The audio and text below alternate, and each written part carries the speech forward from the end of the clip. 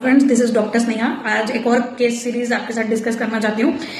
कुछ दिनों पहले मैंने एक पेशेंट से मिली, 25-year-old स्टूडेंट, जो काउंसलिंग करवाना चाहते थे। तो कहते थे कि मुझे कुछ भी डिसीजन लेना हो तो काफी दिक्कत होती है, जल्दी डिसीजन मेकिंग होती नहीं है, डर लगता है कोई भी नई चीज करने से, जबकि ख्वाहिशें बहुत है कि मैं ये भी कर सकता हूँ वो भी, और मुझे पता है मैं कर सकता हूँ, बट पता नहीं वो जो मेन स्टेप होता है या डिसाइडिंग फैक्टर होता है, मैं वहां तक पहुंच नहीं पाता। ऐसा लगता है अपनी कैपेसिटी, ब्रेन कैपेसिटी को यूज नहीं कर पा रहा। तो क्या इशू है? तो मैंने जैसे हिस्ट्री ली तो मुझे पता चला, उसने सबसे बड़ा एक इंसिडेंस बताया अपनी लाइफ का। ऐसे तो बहुत हुए थे, but this he remembered very vividly. 5-6 साल की उम्र में इस बच्चे से जब अपनी रिलेटिव्स के साथ एक लंच का प्रोग्राम हो रहा था घर पे, तो उससे गलती से कांच का ग्लास गिर गया, जिसके लिए उसकी मम्मी ने उसको बहुत डांटा सभी के सामने। और वर्ड्स कुछ ऐसे थे कि ये क्या करी। वर्ड्स ऐसे थे कुछ मम्मी के, ये क्या किया तुमने, शर्म नहीं आती, इतने सब लोगों के सामने यही सिखाया मैंने तुमको, जाओ अपने रूम में जाके बंद हो जाओ, तुम लायक ही नहीं हो यहाँ बैठ के सबके साथ खाना खाने में, जाओ अपने रूम में जाके खाना खाओ, वहीं ले जाऊंगी मैं सब। और ऐसा बोलकर सभी को सॉरी बोलना कि बच्चे से पता नहीं कैसे गलती कर देता है आजकल, पीसेस उठाना और चले जाना।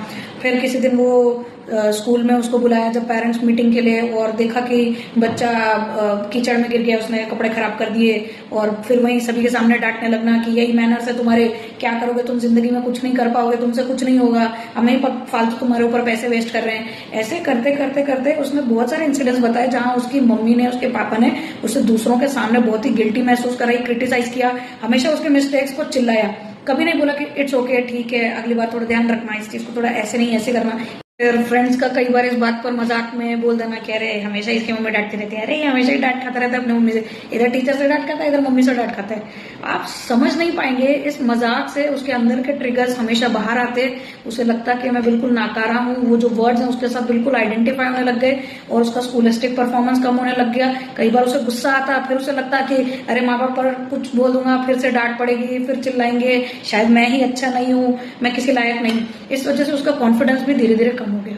उसे अंदर से एक है रे ऑफ होप आज भी कि उसके मार्क्स अच्छे होते हैं, या कई बार उसको कुछ अच्छा करने पर उसके जब टीचर उसकी तारीफ कर देते तो उसको लगता है कि हाँ मैं कुछ हूँ। बट कंटिन्यूअली जो क्रिटिसिज्म फैमिली से मिलती है या जजमेंटल एटीट्यूड मिलता है, उससे जो अंदर की एक्चुअल रोशनी है ना, वो बुझने लग जाती है बच्चों की। इसलिए आपसे यही रिक्वेस्ट रहेगी एज अ पेरेंट्स।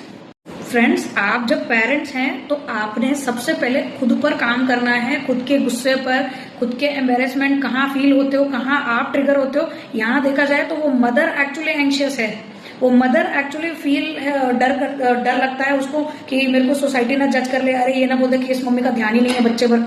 हम जजमेंट से डरते हैं, इसलिए हम फ्रस्ट्रेट होकर उस पर डांटते हैं, बच्चों को चिल्ला देते हैं ऐसे ऑकवर्ड सिचुएशंस में, पब्लिक प्लेसेस पे, या जहां रिलेटिव्स घर पे हैं। हम जब शांत रहेंगे तो वो सीखेगा कि mistakes are also okay and it is normal to commit a mistake. गलती से होती है and it's a human error which is always going to happen.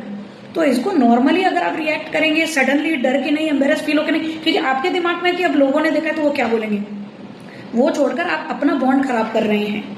These golden rules are very important. अगर आप चाहते हैं कि जैसे इस बच्चे में एंजाइटी इश्यूज हैं, इसलिए वो कंफ्यूजन में है कि करे या ना करे, क्योंकि आपने उसके बचपन में बच्चे को इतना डरा दिया है कि अब उसकी कैपेसिटी, क्रिएटिविटी को भी बाहर लाने के बीच में आ रही है एंजाइटी। ये है उसका इंटेलिजेंस और ये है उसकी एंजाइटी, जो उसको शेडो कर रही है, ओवरकम कर रही है और उसे यूज नहीं करने दे रही है, क्योंकि आपने उसको इतने बार क्रिटिसाइज और डांटा है मिस्टेक्स पर कि अब उसे लगता है कि मिस्टेक करना पाप है। तो कुछ करने जाएगा तो सोचेगा अरे गलती ना हो जाए, फिर क्या करेंगे लोग, क्या कहेंगे, मम्मी क्या बोलेगी। यही सोच में टू बी और नॉट टू बी में एंग्जाइटी बनती है इंडिविजुअल्स में। ऐसे लोगों की कैपेसिटी ब्रेन की कितनी भी अच्छी हो, बट बिकॉज उनको जो मॉडलिंग बिहेवियर मिला है, ऑब्जर्वेशन मिला है, क्रिटिसिज्म मिला है, उससे उन्हें खुद पर यकीन नहीं होता, डिसीजन मेकिंग अच्छी नहीं होती है। इसे अवॉइड करना है, बच्चे का फ्यूचर अच्छा चाहिए तो ये कीजिए। नॉर्मलाइज डूइंग मिस्टेक, मतलब बच्चे की गलती होने पर उसे नॉर्मल फेनोमेना, काम डाउन, जैसे नेचुरली हम बिहेव करते हैं वैसे ही कीजिए। उसे दूसरों के सामने क्रिटिसाइज कभी मत कीजिए या कंपेयर मत कीजिए कि वो बच्चा देखो कैसा है, वो कैसा है। इसकी वजह से उसमें गंदा सा गिल्ट, एंगर जैसे निगेटिव इमोशंस भरे जाएंगे, जिसकी वजह से वो कभी कॉन्सेंट्रेट नहीं कर पाएगा कि वो क्या कर रहा है और क्यों कर रहा है। तीसरा, प्यार से समझाना, teach but do not punish. ऐसा किए तो अब रूम में चले जाओ, दूसरों के सामने लाया नहीं। आप गिल्ट और एंगर जैसे गंदे इमोशंस को उसके अंदर डाल देते हैं, ऐसा करते हुए उससे बचे। गिल्ट ऐसा इमोशन है जो कभी उसको कॉन्फिडेंट इंडिविजुअल नहीं बनने देगा। तो इतनी इतनी सी बातों के लिए गिल्टी मत बिहेव कराइए उसको। चौथा, प्यार से समझाइए कि इसको ऐसे नहीं, इसको ऐसे हैंडल करते हैं तो नेक्स्ट टाइम लेट्स ट्राई, तो उसको प्ले का फॉर्म दीजिए। पांचवा, अगर आप गलती से कभी चिल्ला बैठते हैं तो अपोलोजाइज प्लीज। सबसे important 6 point, do not force a child to talk, to sleep, to study, to eat और even to hug their relatives. उन्हें फोर्स ना करके उन्हें थोड़ा वक्त देना चाहिए। और स्पेशली लास्ट पॉइंट में ध्यान दें, अगर बच्चा नहीं कंफर्टेबल महसूस कर रहा है ना किसी के नजदीक जाने से या उनको हक करने से, चाहे वो उसके नाना नानी हो, दादा दादी हो, चाचा चाची हो, फोर्स नहीं करना। ये 2 से 10 साल का जो उम्र का टाइम है बच्चों का, दिस इज उनका ऑटोनॉमी, आइडेंटिटी फाइंड करने का, जिसमें वो इंट्यूशंस और अपनी ब्रेन प्रोसेसिंग से फाइंड करते हैं what is right what is wrong, risk लेते हैं, अपने ब्रेन की पूरी सेरेब्रल कैपेसिटी को यूज करके कुछ करने की कोशिश करते हैं। उन्हें उसमें बाधा ना डालें, उन्हें रोबोटिक डिसिप्लिन लाइफ ना दें, डिसिप्लिन ह्यूमन लाइफ दें जिसमें गलतियों की भी जगह होती है। ओके।